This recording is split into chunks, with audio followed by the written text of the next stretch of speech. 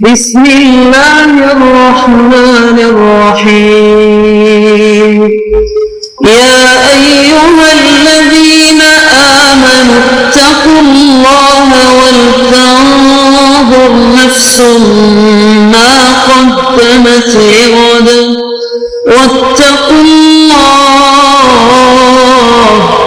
إن الله خبير بما تعملون۔ اے ایمان والو، اللہ سے ڈرتے رہو اور ہر شخص کو دیکھنا چاہیے کہ اس نے کل یعنی آخرت کے لیے کیا سامان بھیجا ہے، اور ہم پھر کہتے ہیں کہ اللہ سے ڈرتے رہو، بے شک اللہ تمہارے سب اعمال سے خبردار ہے۔ بسم اللہ الرحمن الرحیم، الحمد للہ رب العالمین، والصلاة والسلام على اشرف الانبیاء والمرسلین وعلى آلہ واصحابہ اجمعین ومن تبعہم بإحسان الى یوم الدین۔ قابل صد احترام حضرات شائقین و شائقات سچا پیغام، السلام علیکم ورحمۃ اللہ وبرکاتہ۔ آج کی محفل میراث النبی کے نورانی پروگرام میں آپ کا استقبال ہے۔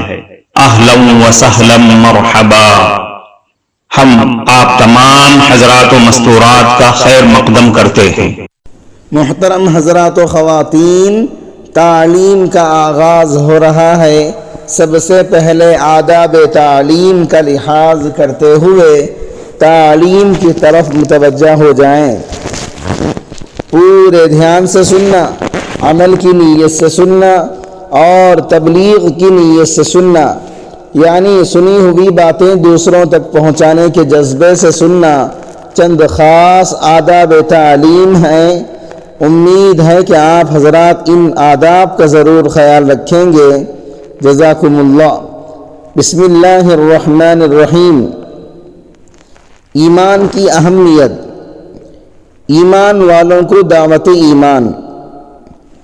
اللہ تعالیٰ کا ارشاد ہے، اعوذ باللہ من الشیطان الرجیم، بسم اللہ الرحمن الرحیم، یا ایہا الذین آمنوا آمنوا باللہ ورسولہ۔ اے ایمان والو، تم اللہ اور اس کے رسول پر ایمان لے آؤ۔ مفسرین نے آمنو کا ترجمہ اتقو سے کیا ہے۔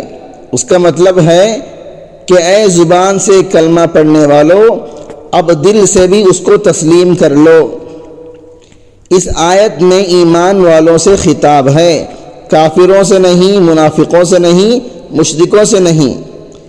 یہ نہیں کہا یا ایھا الذین کفروا، یہ نہیں کہا یا ایھا الذین اشرکوا، یہ نہیں کہا یا ایھا الذین نافقوا، بلکہ فرمایا یا ایھا الذین آمنوا آمنوا باللہ ورسولہ۔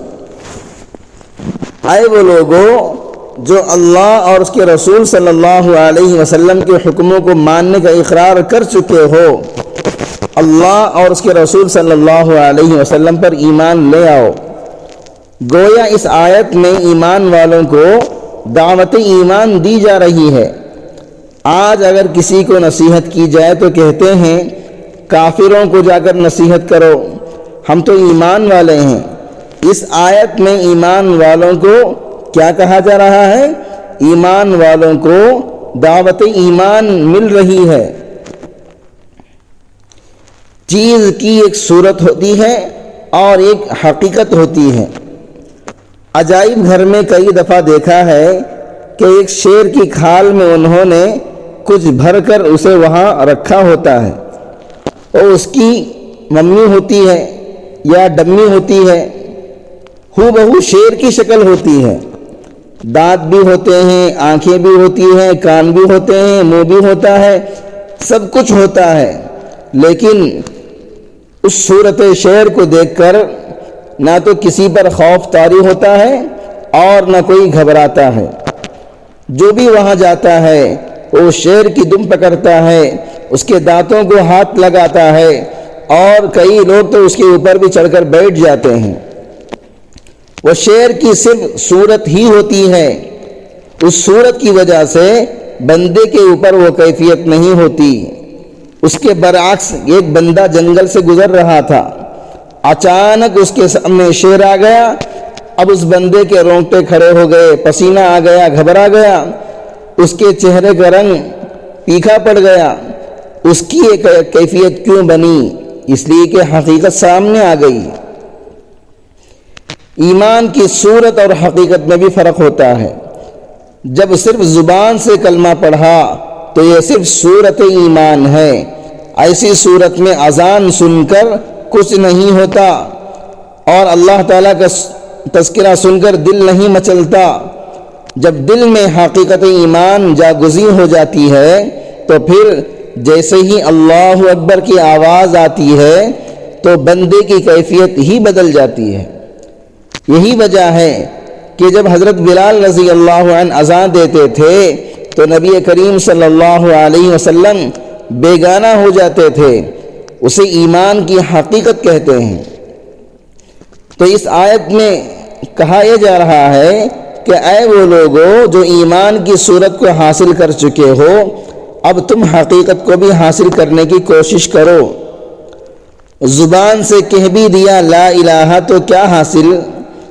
زبان سے کہہ بھی دیا لا الہ تو کیا حاصل؟ دل و نگاہ مسلمان نہیں تو کچھ بھی نہیں۔ یہ محفل میراث النبی صلی اللہ علیہ وسلم ڈیلی پروگرام ہے جو آپ ایمان کی اصطلاحی تعریف۔ نبی صلی اللہ علیہ وسلم اللہ رب العزت کی طرف سے جو شریعت لے کر آئے اس کو سچ سمجھ کر تسلیم کر لینا ایمان کہلاتا ہے۔ علماء نے ایمان کی ایک اصطلاحی تعریف بھی بیان کی۔ وہ فرماتے ہیں خبر رسول اکرم صلی اللہ علیہ وسلم کو محض اعتماد کی بنیاد پر یقینی طور سے مان لینا ایمان کہلاتا ہے۔ ہم پڑھتے ہیں آمنت باللہ وملائکتہ وکتبہ ورسلہ والیوم الآخر والقدر خیرہ وشرہ من اللہ تعالی والبعث بعد الموت۔ جس بندے نے سچ سمجھ کر یہ الفاظ پڑھ لیے وہ اصطلاحاً ایمان والا بن گیا۔ اب تھوڑی سی اس کی تفصیل بھی سن لیجئے۔ جب یہ کہتا ہے میں اللہ تعالیٰ پر ایمان لایا تو اس کا مطلب یہ ہے کہ مسلمان اللہ تعالیٰ پر اس معنی میں ایمان لاتا ہے کہ وہ تصدیق کرتا ہے کہ وہ اللہ رب العزت کے وجود کو مانتا ہے۔ اللہ تعالیٰ ہر کمال سے موصوف ہے، ہر قسم کے نقص سے پاک ہے، کمیوں سے پاک ہے، عیبوں سے پاک ہے، اس کی سوا کوئی معبود نہیں۔ ملائکہ پر ایمان لانے کا مطلب کیا ہے؟ اس کے بارے میں کتابوں میں لکھا ہے مسلمان فرشتوں پر ایمان لاتا ہے کہ اللہ تعالیٰ نے ان کو نور سے پیدا کیا اور اللہ تعالیٰ نے فرشتوں کو مختلف ڈیوٹیاں سونپی ہوئی ہیں۔ ان میں سے بعض ایسے ہیں جو بندے کی حفاظت پر مامور ہیں اور ان کے اعمال لکھنے پر متعین ہیں۔ ان میں سے بعض جنت اور اس کی نعمتوں کے ذمہ دار فرشتے ہیں۔ ان میں سے کچھ جہنم کی آگ اور اس کے عذاب پر مقرر ہیں۔ ان میں سے بعض ایسے ہیں جو دن رات اللہ تعالیٰ کی تسبیح بیان کرتے ہیں، اس میں سستی نہیں کرتے۔ اللہ تعالیٰ نے ان میں درجات بنا دیے ہیں۔ ان میں سے مقرب ملائکہ بھی ہیں جیسے جبریل، میکائیل، اسرافیل اور ان کے علاوہ اسرائیل۔ کتب سماوی پر ایمان لانا، ہم کتابوں پر بھی ایمان لاتے ہیں۔ انبیاء کرام پر جتنی بھی کتابیں نازل ہوئیں یا صحائف نازل ہوئے ہم سب کو مانتے ہیں۔ ان میں سے 4 کتابیں ہیں، تورات، زبور، انجیل اور قرآن کریم۔ ہم رسالت پر بھی ایمان لاتے ہیں، اور رسالت پر ایمان لانے کا کیا مطلب ہے؟ مسلمان اس بات پر ایمان لاتا ہے کہ اللہ تعالیٰ نے اپنے بندوں میں اپنے رسولوں کو منتخب فرمایا اور ان پر شریعت کی وحی نازل فرمائی اور ان کو بھیجا کہ میرے پیغام کو لوگوں تک پہنچاؤ تاکہ قیامت کے دن ان کے اوپر حجت قائم ہو سکے، یعنی یہ کہہ ہی نہ سکیں کہ ہمیں تو کوئی ڈرانے والا آیا ہی نہیں تھا۔ اس دینی اور ایمانی بیان کو سننے کے دوران ہی اس کو لائک کر دیجئے اور شیئر بھی کر دیجئے تاکہ دوسرے بھی اس سے فائدہ اٹھا سکیں۔ اللہ آپ کو جزائے خیر عطا فرمائے۔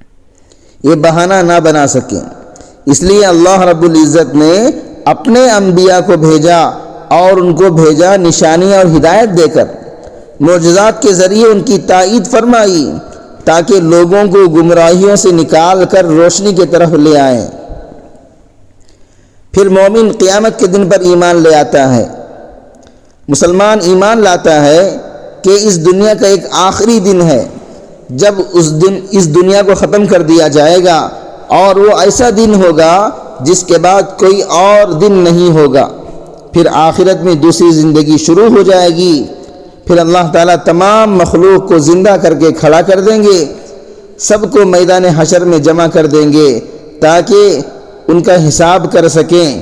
پھر اللہ تعالیٰ نیک لوگوں کو جنت کی نعمتیں عطا کریں گے اور فاسق اور فاجر کو جہنم کا عذاب دے دیں گے۔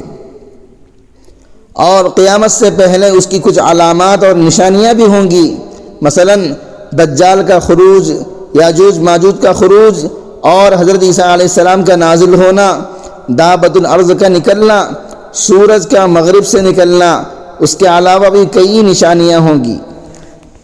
پھر پہلی مرتبہ سور پھونک کر سب کو نیست و نابود کر دیا جائے گا، دوسری مرتبہ سور پھونک کر سب کو رب العالمین کے سامنے کھڑا کرنے کے لیے دوبارہ زندہ کر دیا جائے گا۔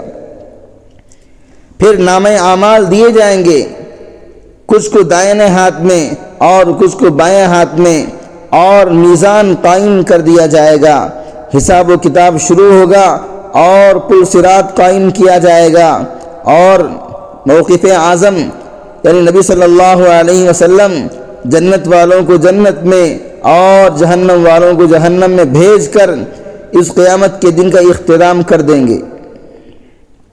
تقدیر پر ایمان لانا، پھر ہم اس کے بعد اللہ کی بنائی ہوئی تقدیر پر ایمان لاتے ہیں، پھر ہم خبر پر ایمان لاتے ہیں، والبعث بعد الموت، مرنے کے بعد دوبارہ اٹھائے جانے پر ایمان لاتے ہیں۔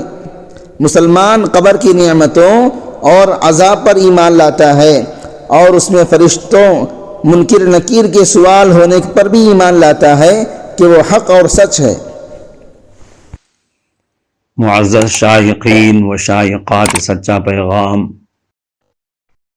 آپ کو اندازہ لگ گیا ہوگا کہ یہ مضمون کتنا اہم ہے اور کس قدر فائدہ مند ہے۔ کم سے کم درجے میں سوشل میڈیا کے ذریعے سے بھی ہم اس کو زیادہ سے زیادہ شیئر کریں گے تو دعوت کے فریضے کی کوششوں میں ہم بھی اپنا کچھ حصہ ڈالنے والے بن سکتے ہیں۔